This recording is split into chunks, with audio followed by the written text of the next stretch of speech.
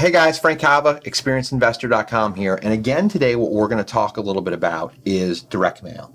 And what we're going to talk about today with direct mail is not only the list, but where you get the list.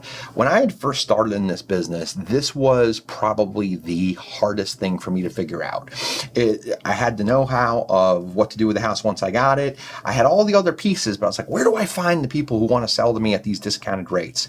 And had I had this knowledge up front, it would have saved me a ton of headache because I would have known where to go. So as I was scouring the interweb, I didn't find this stuff before. So this is like really the secret sauce that runs these businesses. And I always used to like the analogy, it's the hand up Mona Lisa skirt. That's the reason why she's got that little smile.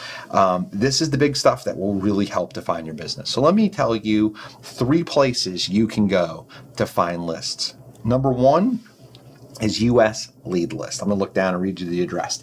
It's usleadlist.com. Pretty simple. You can do a Google search or pop that in. US Lead List is one of the biggest sources of data that's out there. Another one is List Source. Same thing, just listsource.com.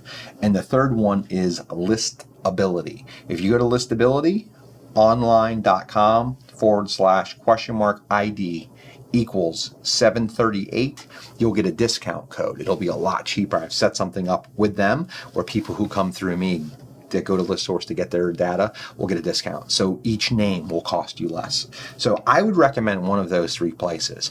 And then now that you have the places to go to get the lists, you go backwards 2 videos, right? And what do we want to talk about? Or what did we talk about then? Who to target. Start with non-owner occupants. Start with landlords. Start with people that are either going through divorce or in a probate situation. And then look for levels of distress. Those are the things that you want to look for. If you are targeting short sales or realtor leads, your equity doesn't really matter. If you're looking for high equity targets, you want to buy something to wholesale, which is a lot of what people want to start with, or you want to buy an inexpensive property and you want to fix and flip it, you want to start with people with some equity. So you want to bump that up, and you're going to see on each one of those 3 sites, they all are set up a little bit differently, but you get to pick this. So the higher the equity range, the more there is to it. So let me explain what the equity range is. I talked about this once before, but the equity range is how much value is in the house. Now this isn't going to be spot on, right? But it's going to be relatively close. But if they have 0% equity, they owe what the house is worth. If they have 100% equity, they have $0 in debt against a property that has a certain value. So the higher you get to 100, the more room there is to work. But some people who are organized enough to actually pay for their house probably don't want to sell things at a discount to us. So there's going to be some happy median in the middle. But if you use these list sources and you use the right equity drivers and you use the right lists, like we talked about from the standpoint of out of town owners or non-owner occs or landlords, those types of things, it's going to help steer you in the right direction.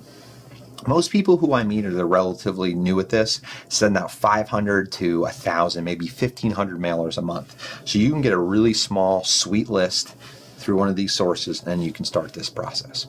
All right, I hope this helped. It would have helped me about 7 years ago, so hopefully it helps you now. And I'll look forward to seeing you again real soon.